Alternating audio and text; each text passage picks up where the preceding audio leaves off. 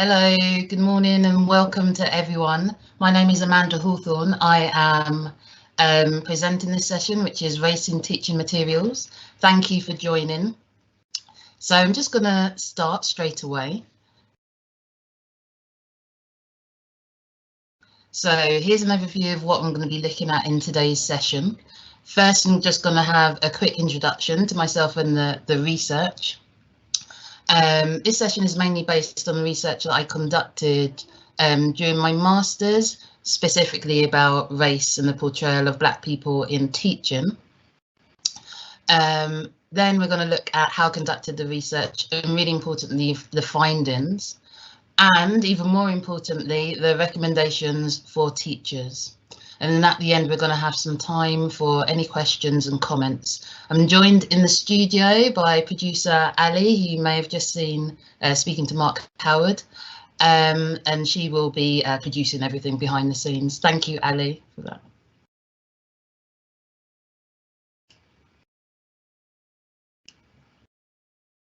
So a bit of personal background. My name is Amanda. I'm British. I've been living in Spain for nearly 8 years now. I am an English teacher at the British Council. I'm also a trainer and I'm also a materials developer. So that's a photo of me on the left-hand side, holding my award as I was nominated and won a commendation for this research, which I'm actually going to give a presentation on. On the right-hand side, you can see the How to Write Inclusive Materials, which is a book that I contributed to, which was authored by Tyson Seaburn. Not sure if people may be familiar with his work. And then in the middle, just another little reference to the a club that I run here in Madrid. It's the Bechdel Film Club, and it really raises awareness about gender and the lack of diverse gender roles for women in film. So I am a trainer and materials developer, so I focus on gender, also on race, and also raising awareness about the importance of LGBTQ issues as well. So just to start off with, what does race mean to you? So just a moment to reflect. What does race actually mean? It means a lot of things to different people. I'm just going to be quiet for a few seconds so that you can think about it.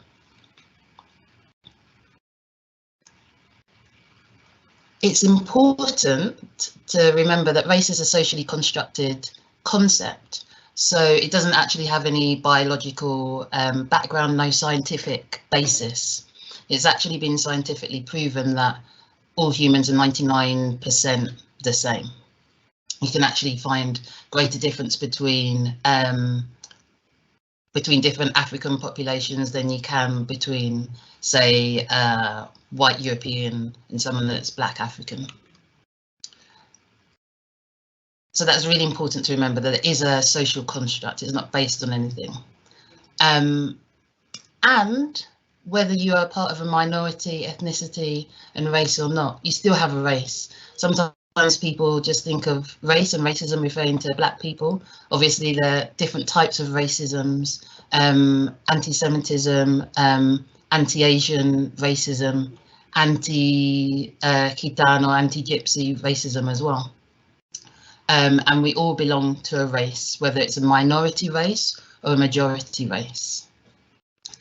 And it's also really important to remember that it's a social construct, but also it has real impact on people's lives. So even though it's not really based on anything, it does have repercussions, specifically in the judicial system, in law.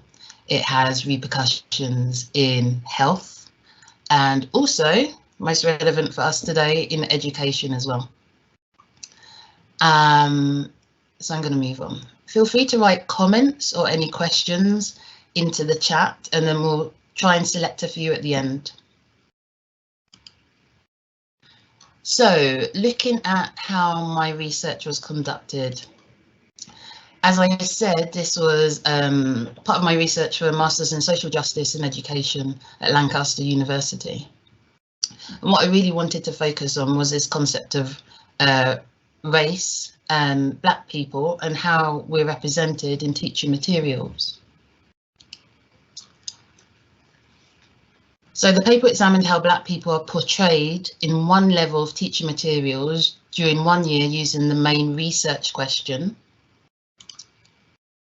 How are Black people visually represented in in-house teaching materials for upper intermediate young learners? So at British Council, we use our own in-house materials, and I was looking at 1 year of materials used for upper intermediate learners. So this is quite a broad question, but also I wanted to kind of crack down a bit more, and I added a subsidiary question. Does the visual representation of Black people change when juxtaposed in the image with white people? So I'm going to come, the findings will be, I think, really interesting, so I'll come to that a bit later, before talking about what we can actively do in the classroom. So it's important also to think about how I conducted this research. I'm a Black woman, that will impact in how where I'm positioned in the research. And also I follow critical race theory. I don't know if anyone's heard of this because it's made the news quite a lot in the past year or so, because it was outlawed by the ex-president of the United States as divisive and being a threat to national unity.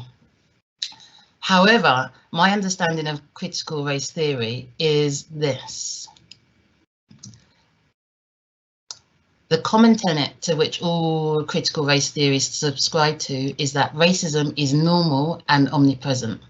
So I've highlighted that part. Racism is normal and omnipresent. So I'm kind of going away from focus on individual racism to like, I'm racist, that person is racist, I'm not racist, to how it's omnipresent in all of our systems that I mentioned before, like education, for example, systems of law.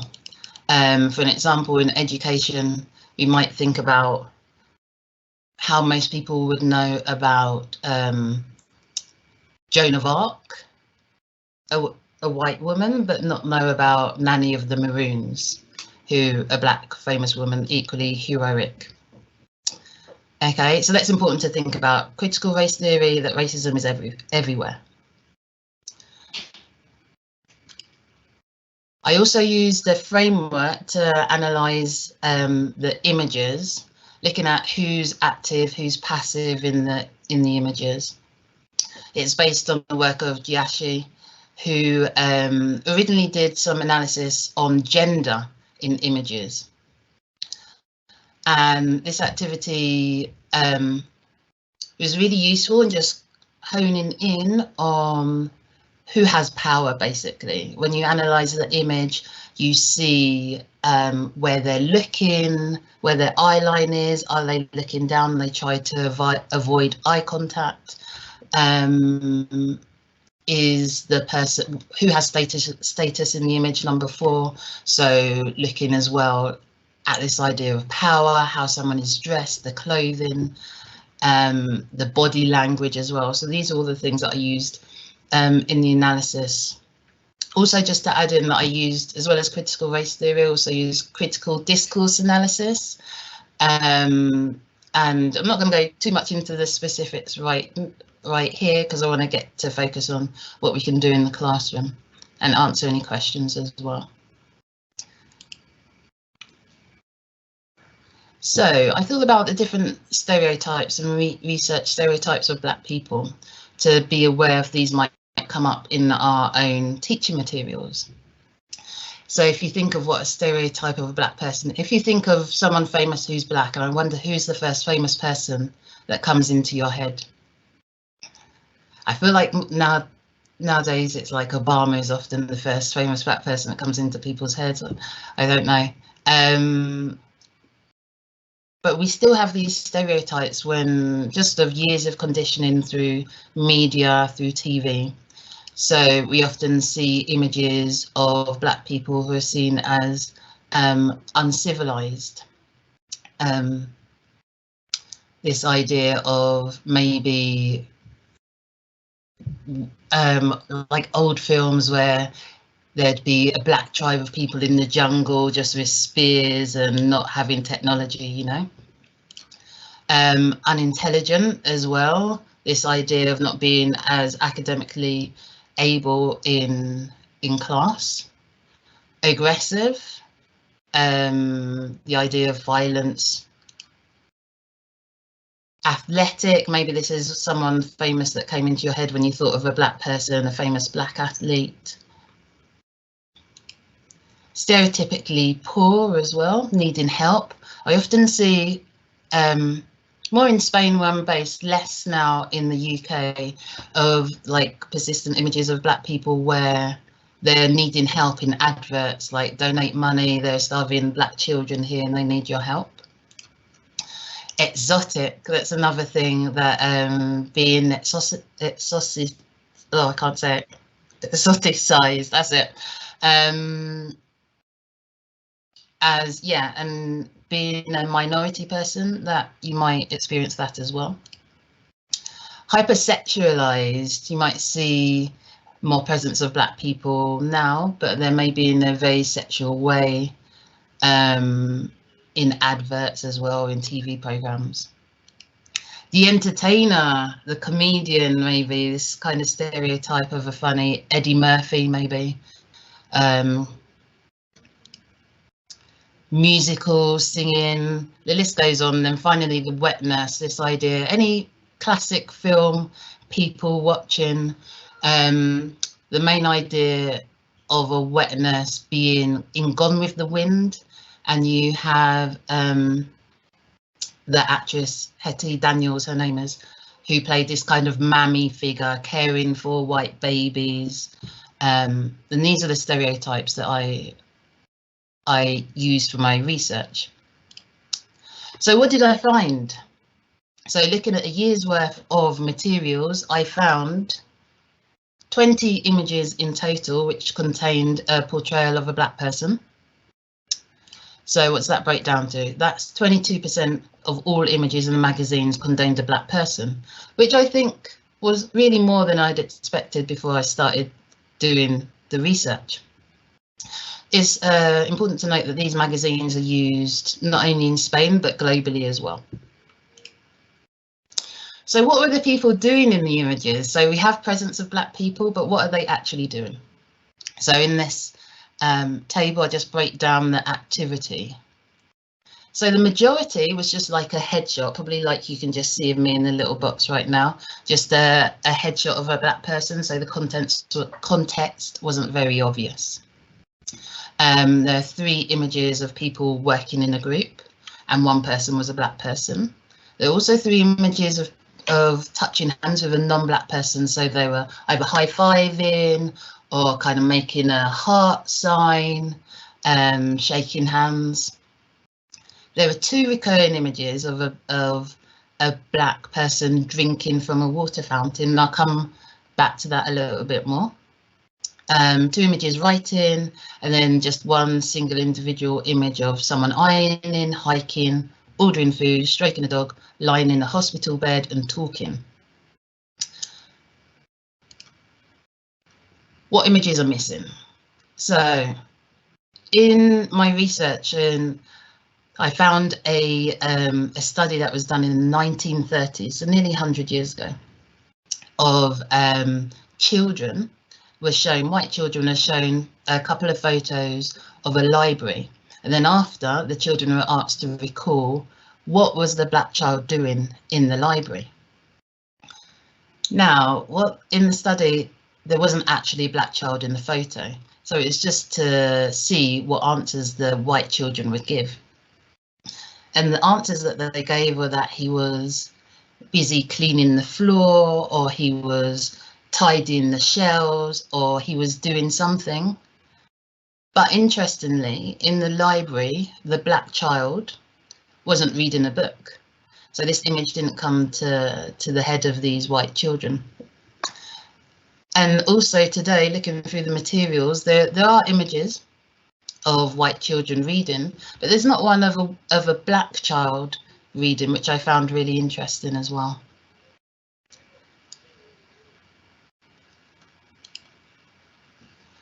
So this is again just looking at the active or passive participants. I wanted to break it down a bit more before I show you the next statistic. So the active participant is the actor, whether they're alone in the picture or with other people, they're the active participant. The passive participant is the person who is reacting to the actor. And the vectors, these are kind of the lines to analyze where the focus of the image is, where people are looking, where their bodies are directed. So using this, I was able to find out who is active and who is passive in the photos. So basically, do Black people have status and power in the images, in these 20 images that were found in the materials? So of all the images, there were just 10 images where there's a Black person together with a white person. And so Black people were portrayed in these images as passive participants. So in basically the majority of the images, white people were shown as active. They were the protagonists, they had the power, the Black person was either looking at the white person or behind, playing a passive role in some way. And in one image, the white person was passive. So I just pause here to reflect a moment that it's not just about representation and having Black people present, it's also how they're portrayed. Now, from the findings, there were kind of two real areas that came through. One was poverty. So I mentioned that thing before about two images of Black people seen drinking from a water fountain. So this was kind of like a repeated image of Black children being in need. They weren't drinking from a cup, they were kind of like had their hands held to their mouths, just trying to drink water. There's one magazine which has the issue of money, and in this issue discussing money, managing like your finances, there was just one image of a Black person in the whole of the magazine, and the activity they were doing is ironing. So taken alone, if you just look at the images, which we often do, we might look at the image and we try and guess. That's what we teach our students, to try and work out context, right?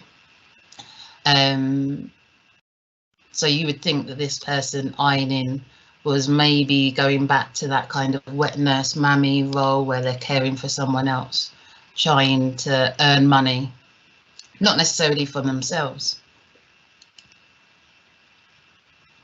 And then just to highlight even more, the text below, one image of a Black child drinking water from a fountain reads, "We must take action to solve the problem.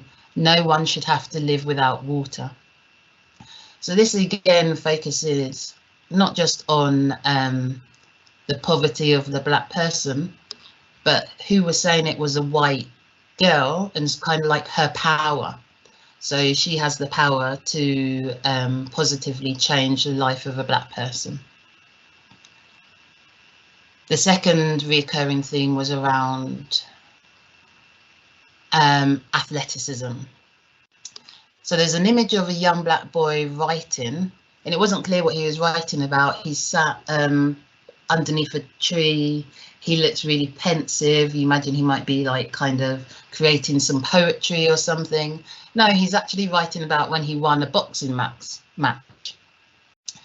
And then also there's another photo where it doesn't say whether the person enjoys football or not, but the study advice, the kind of guidance on inferring information, is that he must like playing football, even though it doesn't say that in the text. And this is again just going to underline how Black people can be stereotyped in our teaching materials. We're doing really well for time, so I'm going to show this next slide as well about something that came up, a stereotype, which I wasn't really anticipating. So this is the stereotype of a happy slave. So this is the idea of someone who cannot lead but is able to work. Critical analysis of images reveal associations of lacking intelligence. And we have reoccurring throughout history, the image of a black person grinning has been used to denote a lack of intelligence. And there are quite a few photos within the materials where the black person is just grinning. And it reminds me of some of the comments made by UK politicians about black people having watermelon smiles and things like that. It kind of re-emphasizes that we still have this idea of a black person who is happy to work, do something really basic, which doesn't require any intelligence, but they enjoy doing it, a happy slave. So this is what came out in my materials as well. So what did I draw from these findings? Basically, there's an absence of representation of rich black lives. The focus instead is on deficiencies of poverty, black children needing help, water, health assistance. There's a repeated portrayal of poverty and athleticism as well. A colourblind approach seems to be embedded in the materials, and this maintains a racial hegemony.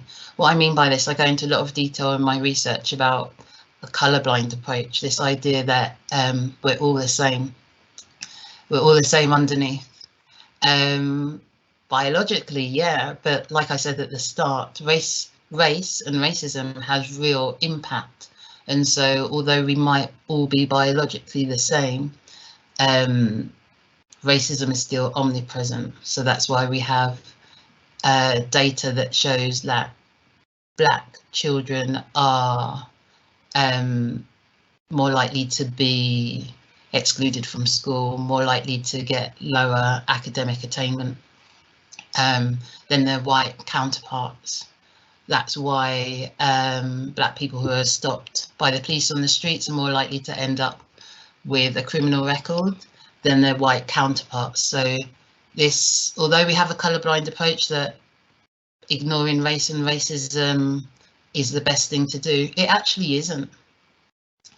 And so I'm going to come on to my recommendations now, and we should have plenty of time to go through questions as well.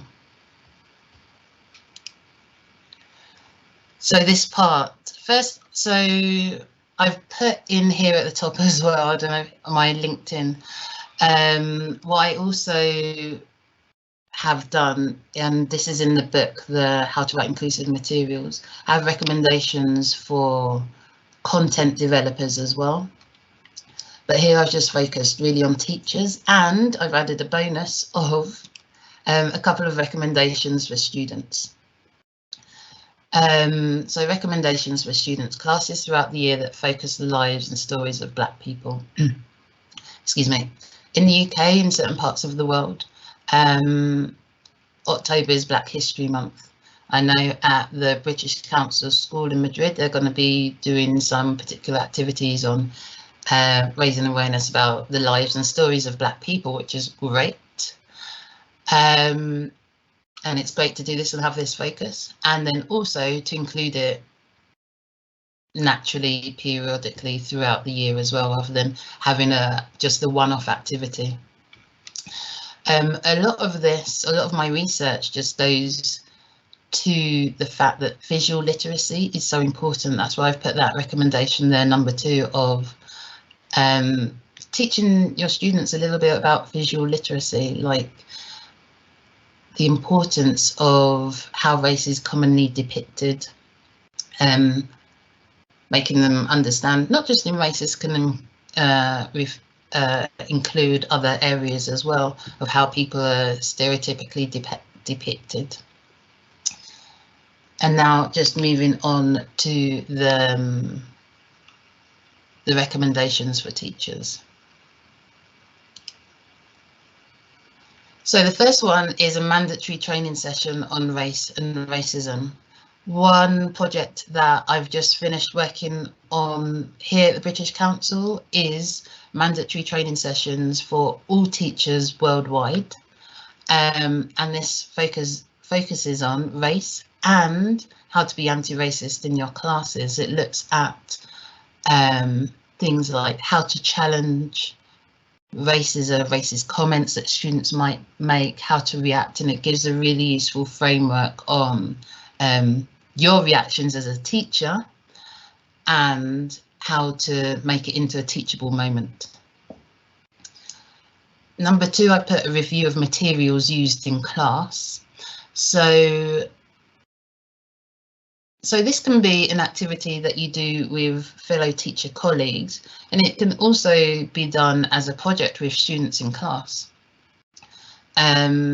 Doing it both ways is really useful. Just to go through what I've done previously in classes is go through with my students, looking at the photos and just having a kind of analysis of what's happening in the photo, or just depending on what their level is, counting the photos, how many people of different identities can they see, who do they relate to, who do they think is more stereotypical, how do they see anything unusual.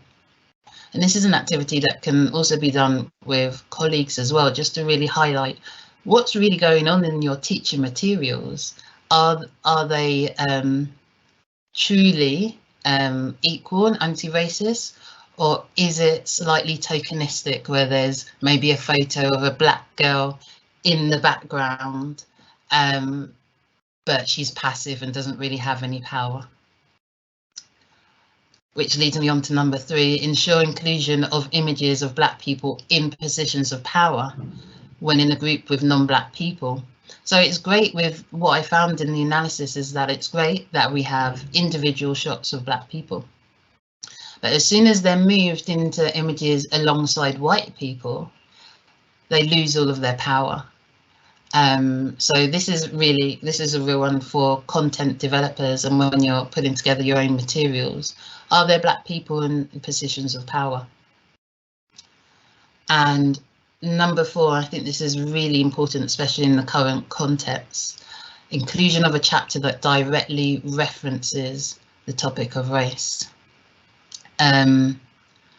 I, like years ago when I first started, when I first gave a race session at the British Council, a white colleague came up to me after. He hadn't attended my session, and he said, Amanda, you said that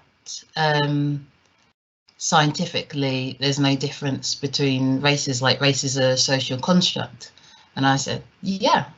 And he was really surprised at this. Like, he thought that scientifically races exist. Like, this might have been something like we've been taught and we've learned from long ago. This research has only been definitively published like in the past 20 years. So there's still lots of teachers and lots of people, parents, students, that have this idea of race being something really real and scientific when it's not. Having a chapter or just a project that focuses on how race is a social construct is really important to open up those conversations. And I am going to go on to the next slide.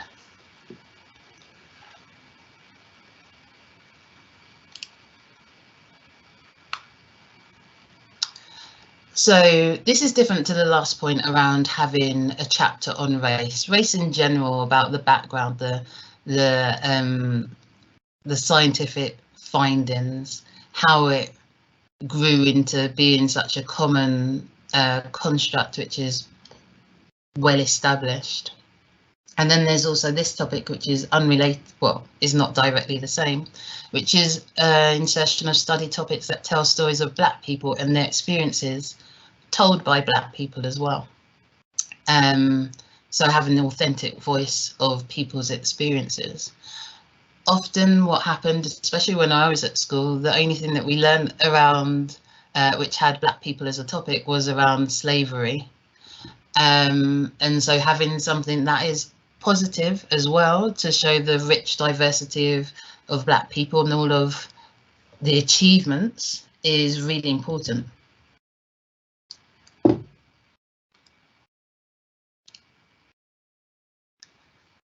And then finally, having regular reviews of teaching materials to check their appropriateness in centering race and portraying Black people. Now, I put this in as the final one because it's not just a one-off. We can't just say, okay, I've gone through these materials, I've done this topic, that's done, we're anti-racist now. It's really about constantly reviewing and learning and updating, because we're really on a journey of how to move into anti-racism. It's someone said once that it's not a noun, it's a verb, you know. We have to actively be working and being anti-racist, doing anti-racist work. Okay, and I've gone through that a lot quicker than I thought I would, which is great because it leaves us a lot of time for any questions and comments. So I know Ali has been going through. I'm just going to check for the questions now. Yeah, and I'll come back and put that slide on again with my email, my LinkedIn. Feel free to contact me. But yeah, I'm just going to stop presenting and have a look through the questions.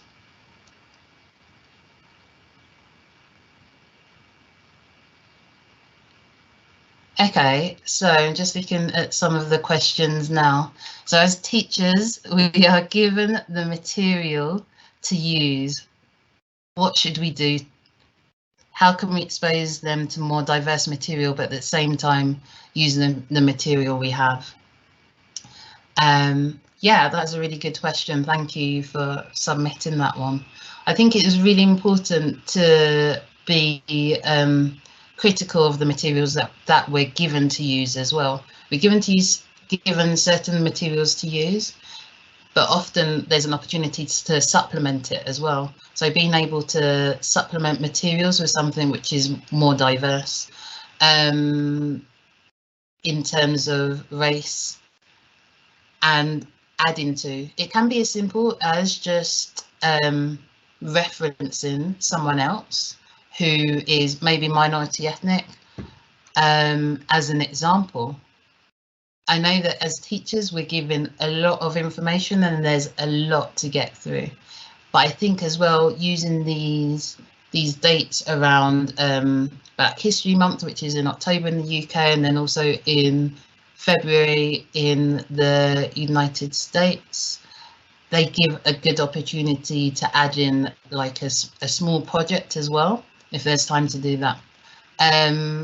Sometimes just questioning, if you're given, depending on what material you're given, and if you see that it's been totally whitewashed, you can just use that and raise it as a question or a comment to your students as well.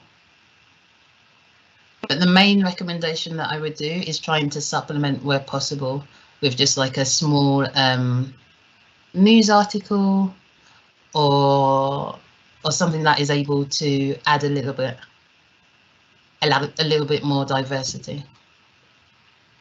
Please do continue to submit your questions and your comments, and we will go through them now.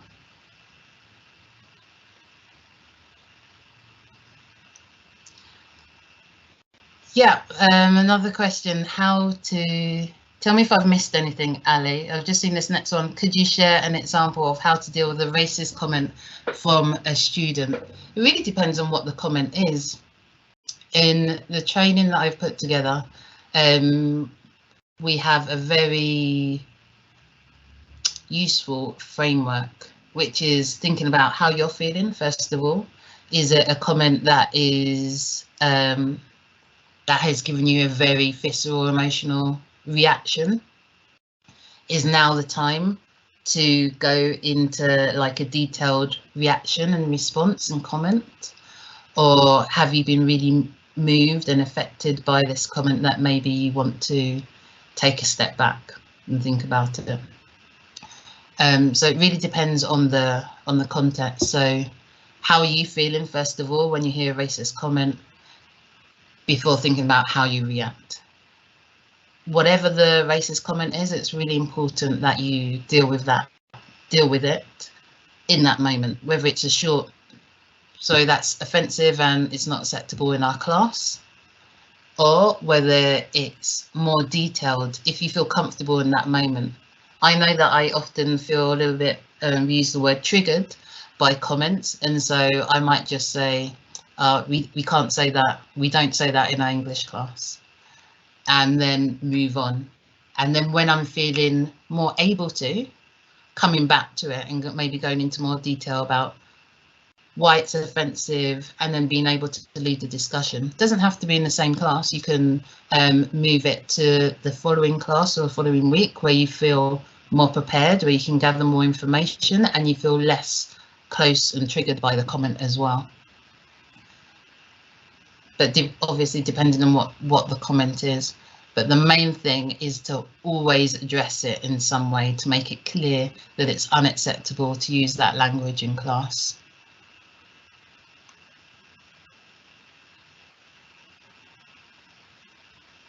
I'm just reading the next comment as well. I design materials which rely on a lot on stock images, and part of the problem is that the images available on stock image libraries show that power imbalance. Okay. Are there any resources or picture libraries trying to provide images with the kind of power balance you described in your session? Yes, there are. There's one really good library. It's a lot for LGBTQ, less for race, but it does have some on there as well.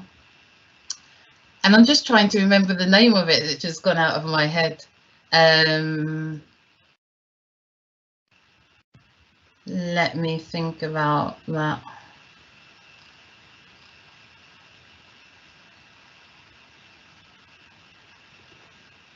I'll try and think about it and I'll come back to that one. I can't remember the exact name right now.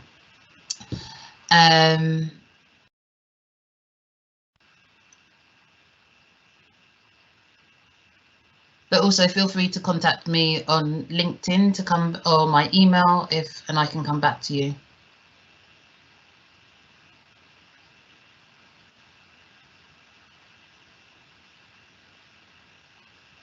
So I'm just reading the questions as well.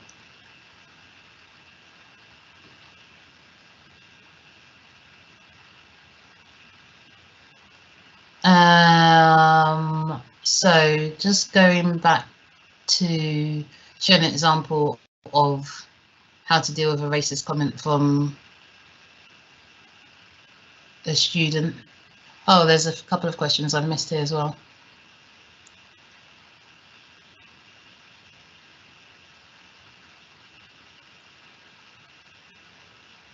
Okay, so do you have any materials for a positive, successful female British or non-American Black person to work on with year 5 and 6 of primary? Yeah, female British or non-American. So the example that I gave of Nanny of the Maroons is like a Jamaican leader who's very well known in Jamaica, but not outside of there. More current references to successful female British women, I would say there are I'm trying to think, get away from kind of politicians. We have, when you say success as well, it's an interesting term in terms of literature, where we have Jackie Kay, who's the poet, who was the poet laureate, and a favourite, although she does count as from the United States, but isn't really worked on quite a lot, which is Audre Lorde. We also have, it depends on what area you want as well. We also have like typical politicians like Diane Abbott or Dawn Butler, who is recently in the news for her way of combating the Prime Minister.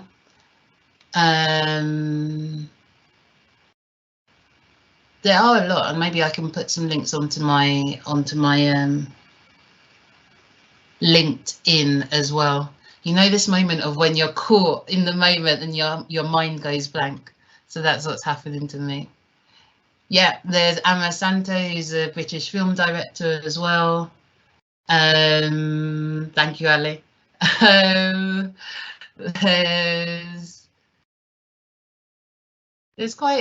There's obviously a lot, depending on what sector you want to focus on.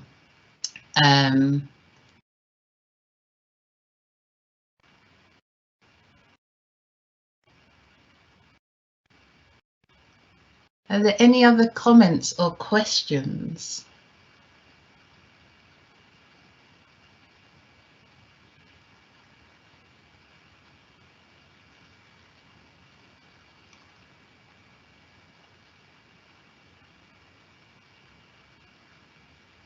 I wonder where is everyone based in Spain?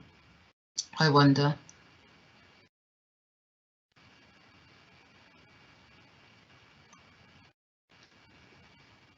So another question around, what advice do you have for when we hear a colleague being racist? That's the same advice that I would give to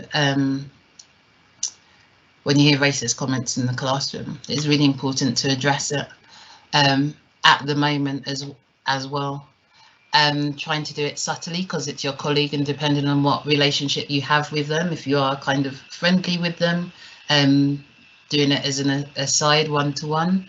But there's obviously this area of work is very nuanced, and so one thing that is really important is where you are currently, how your feeling is with talking about and combating racism as well. Do you feel confident doing it?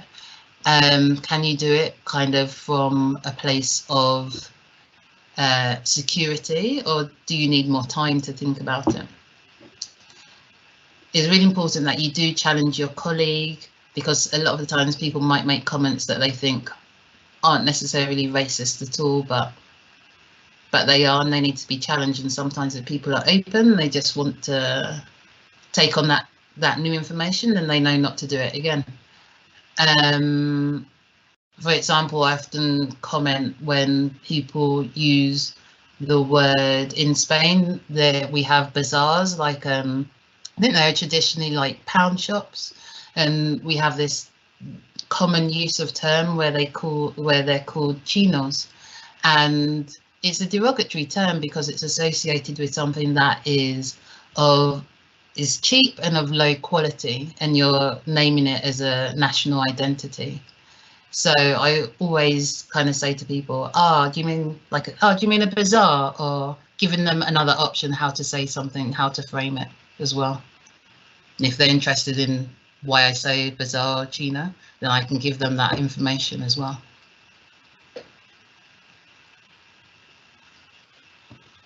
I think we're coming up to the end of the session, so I just wanted to say thank you very much to everyone. Don't forget that we have the breakout rooms where we have collaborators from, I think it was Macmillan and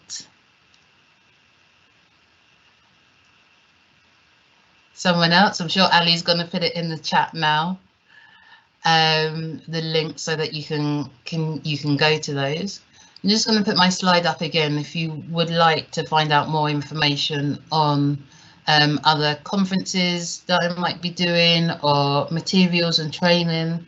And I'm definitely going to put a list up, Zoe Owens, of the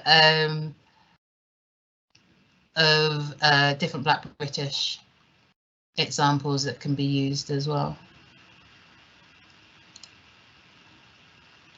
So there's my slide, just as a massive thank you for getting up wherever you are, if you're in the UK, especially earlier, and everyone, wherever you are, thank you, and thanks for your questions as well. So that's my email. Thank you very much, and bye to everyone.